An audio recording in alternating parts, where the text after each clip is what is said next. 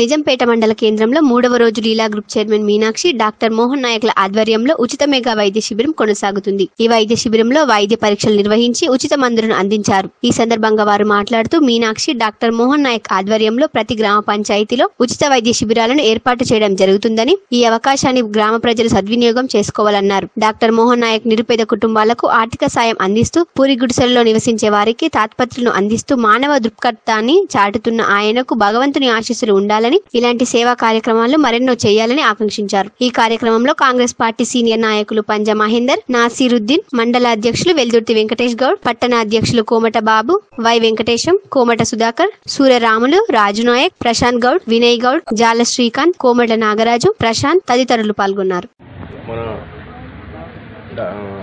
లీలా group chairman doctor Mohan Nayak Meenakshi గారు నిజాంపేట మండల కేంద్రంలో గత 3 రోజుల నుంచి ఉచిత హెల్త్ క్యాంపు నిర్వహించడం జరుగుతుంది. ఈ క్యాంపును నిజాంపేట గ్రామ ప్రజలు వినియోగించగలరని మా యొక్క మనవి. అలాగే మోహన్ నాయక్ గారి కుటుంబానికి, మీనాక్షి గారికి ఎల్లవేళ నిజాంపేట మండల ప్రజలు మరియు నిజాంపేట పట్టణ ప్రజలు వారికి రుణపడి కృతజ్ఞతలు తెలుపుతున్నాం.